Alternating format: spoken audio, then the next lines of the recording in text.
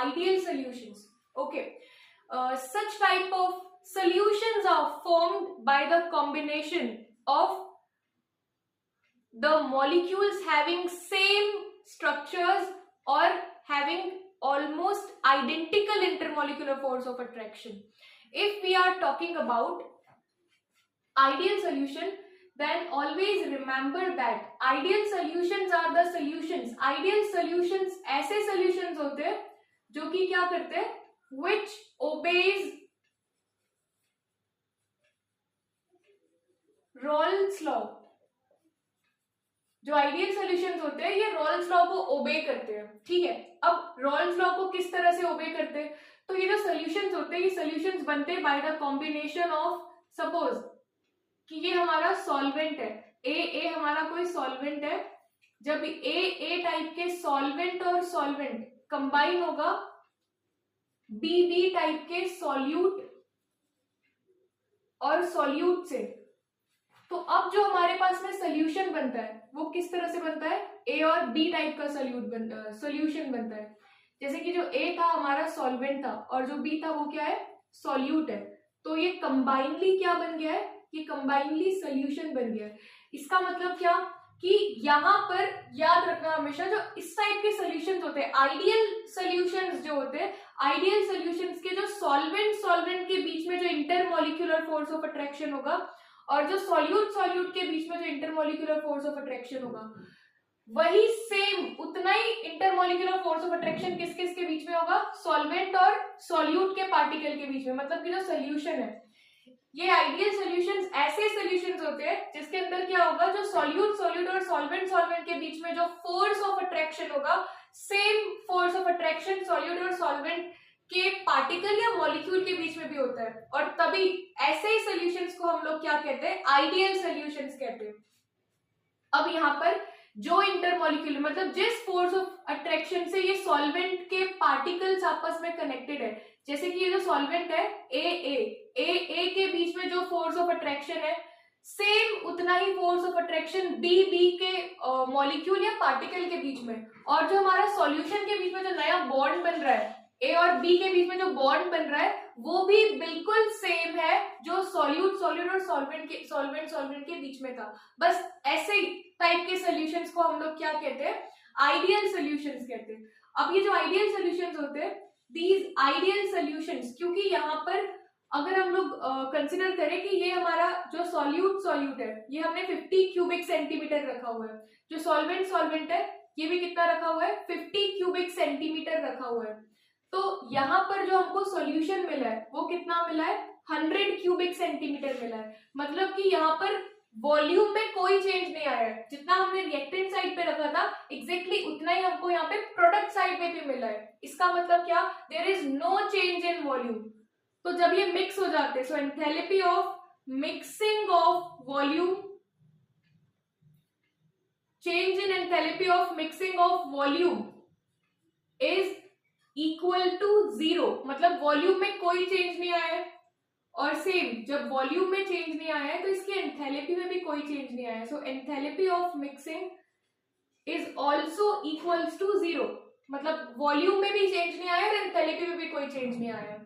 Examples of such type of solutions are, so our first example is benzene plus toluene. Benzene और toluene का जो mixture होता है ये हम लोग आइडियल सोल्यूशन की तरह कंसिडर हम इसे कर सकते हैं. Benzene and toluene. Second is n hexane and n-heptane. Third is chlorobenzene and bromobenzene.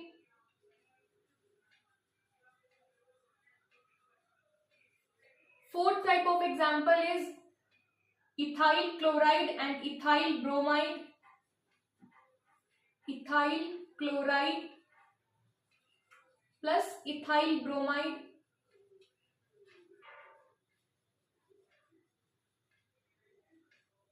These are the examples of ideal solutions. So second type of solution is non-ideal solutions. Non-ideal solutions का first point तो यही बनता है कि they do not obey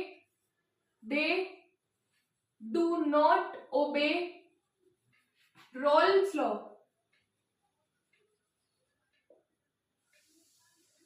ये जो solutions होते हैं Rolle's law को obey नहीं करते हैं, ठीक है।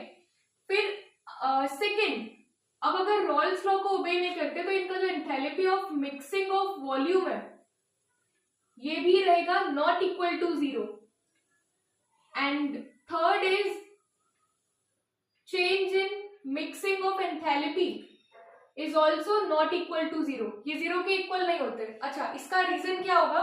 क्योंकि इनमें जो इंटरमॉलिक्यूलर फोर्स ऑफ अट्रैक्शन होता है वो भी डिफरेंट होता है। जो इंटरमॉलिक्यूलर फोर्स ऑफ अट्रैक्शन होगा सॉल्यूट और सॉल्वेंट के बीच में, वो अलग होगा, और जो सोल्यूशन में जो इंटरमॉलिक्यूलर फोर्स होगा वो डिफरेंट होगा, वो अलग होगा, ठीक है। इसे हम लोग क्या कहते हैं? इसे हम लोग नॉन आइडियल सॉल्यूशंस कहते हैं। Based upon their force of attraction, और we can say intermolecular force of attraction, these non-ideal solutions are divided into two types. First is the solutions showing positive deviation. So if AB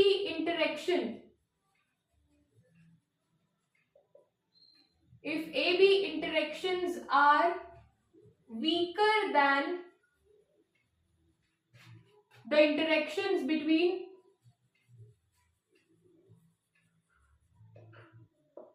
AA, which is solvent and BB interaction, solute। अब यहाँ पे क्या होगा कि हमारे पास में जो interaction जो सोल्यूशन का इंटरेक्शन है, मतलब कि सोल्यूशन के बीच में जो फोर्स ऑफ अट्रैक्शन है वो बहुत ज्यादा वीक है as compare to the solute interaction and solvent interaction. इसका मतलब क्या? जो सोल्यूशन में जो न्यू बॉन्ड फॉर्म हुआ है वो बहुत ज्यादा वीक है, और जब बॉन्ड वीक है तो इसका जो वेपर प्रेशर होगा, वेपर प्रेशर भी इसका क्या होगा? ज्यादा होगा। तो जो पॉजिटिव डेविएशंस होते हैं, positive deviations are the deviations in which vapour pressure is high, जिसका वेपर प्रेशर क्या होगा? ज्यादा होगा, जिसका vapour pressure is relatively maximum, जिनका वेपर प्रेशर ज्यादा होता है, ठीक है। अब इसके बाद में इसके एंथैल्पी ऑफ मिक्सिंग की अगर हम लोग बात करें, enthalpy of mixing of volume की, तो enthalpy of mixing of volume इसमें क्या होता है? पॉजिटिव होता है, और जो change in enthalpy of mixing होता है ये भी क्या होता है? पॉजिटिव होता है, ठीक है।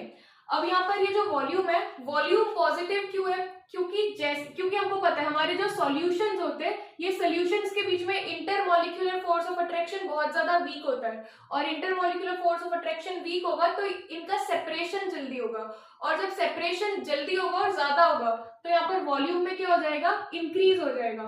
सेम वैसे ही जब एंथैल्पी ऑफ हम लोग मिक्सिंग की बात करते हैं, मतलब कि हम लोग हीट की अगर बात करें, तो जो बॉन्ड्स है इन बॉन्ड को तोड़ने के लिए, क्योंकि ए और बी जो बॉन्ड है ये बहुत ज्यादा स्ट्रॉन्ग है, अगर इन बॉन्ड्स को अगर हमको तोड़ना है तो इन बॉन्ड्स को तोड़ने के लिए हमको हीट देनी पड़ेगी, और अगर हम लोग हीट देंगे तो हीट अगर दोगे तो इसको हम लोग कौन से टाइप की रिएक्शन बोलते हैं?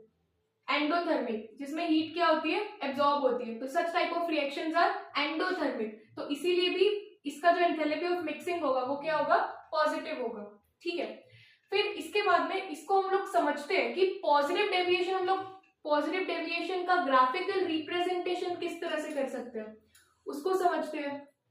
तो अकॉर्डिंग टू रॉल्स लॉ यहाँ पर क्या होता है? इस तरफ पे हम लोग रखते हैं मोल फ्रैक्शन, और वाई एक्सिस पे हम लोग रखते हैं वेपर प्रेशर, और ये हमको अच्छे से पता है कि एक तरफ पे हम लोग क्या रखते हैं? मोल fraction of solute which is equals to 1, and if mole fraction of solute is equals to 1, then mole fraction of solvent is equals to what? Is equals to 0. And then in this side mole fraction of solute is 0 and mole fraction of solvent is equals to 1. It means that this side shows the mole fraction of solute is 1 and this side of the graph shows mole fraction of solvent is equals to 1। यहाँ पर solute 1 है और solvent 0 है, यहाँ पर solute 0 है और solvent कितना है? 1 है। तो जो एक्सपेक्टेड ग्राफ बनता है हमारा रॉल्स लॉ का, वो कुछ इस तरह से बनता है। ये हो गया प्योर सॉल्यूट। सपोज हम लोग यहाँ पर लिख देते vapour pressure of pure solute, और यहाँ पर vapour pressure of pure solvent.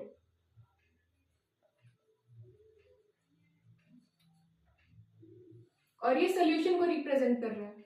ठीक है, अब हम लोग यहाँ पर क्योंकि पॉजिटिव डेविएशन की बात कर रहे हैं, तो पॉजिटिव डेविएशन में जो वेपर प्रेशर होगा वो ज्यादा बनता है। और जब कभी भी ग्राफ में हम लोग वेपर प्रेशर को अगर हमको ज्यादा शो करना है, तो इसको एक्सपेक्टेड लाइन के क्या करेंगे हम लोग, अबव रिप्रेजेंट करेंगे।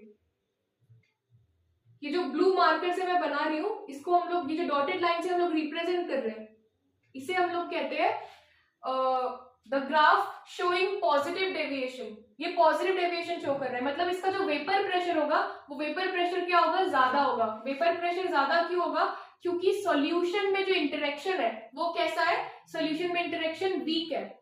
And examples of such type of solutions are, first is ethanol. Ethanol is C2H5OH plus water.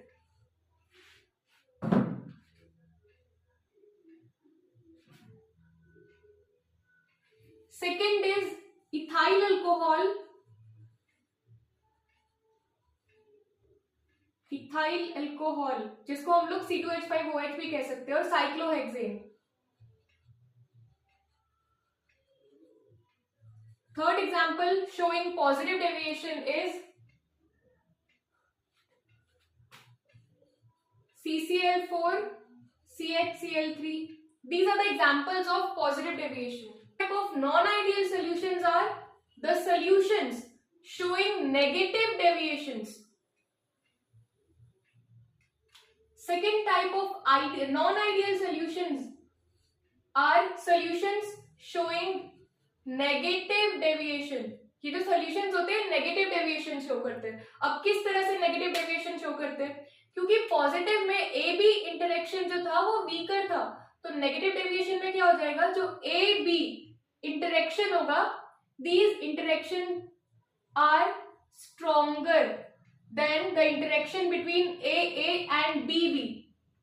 मतलब कि जो हमारा सॉल्यूशन के बीच में, सॉल्यूशन के जो पार्टिकल्स है उनके बीच में जो फोर्स ऑफ अट्रैक्शन है वो क्या हो रहा है, स्ट्रॉन्ग हो रहा है। और अगर सॉल्यूशन में फोर्स ऑफ अट्रैक्शन स्ट्रॉन्ग होगा तो इनका वेपर प्रेशर क्या हो जाएगा, इनका वेपर प्रेशर डिक्रीज हो जाएगा। ठीक है, जिस वजह से enthalpy of mixing of volume में भी चेंजेस आएंगे।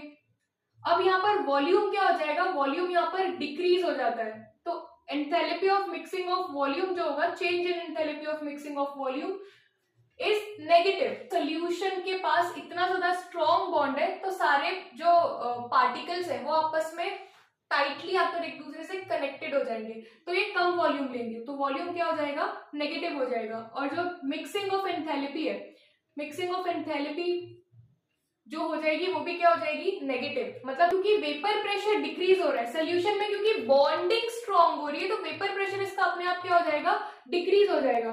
तो इसको हम लोग इस तरह से रिप्रेजेंट करेंगे। जो डॉटेड लाइन होगी, अब वो किस तरफ पे शो करोगे, रॉल्स लॉ का जो ग्राफ था उसके नीचे शो करोगे। And this dotted line which is below the graph of Rolle's law shows negative deviation, क्योंकि इनमें जो वेपर्स है वो वेपर्स बहुत कम बन रहे हैं। ठीक है, अब अगर हम लोग इनके एग्जाम्पल्स की बात करें तो इसका एग्जाम्पल जो होगा, first example is water H2O and HNO3. Second is H2O plus HCl. Third example is CHCl3, chloroform and benzene. These are the examples of solutions showing negative deviation.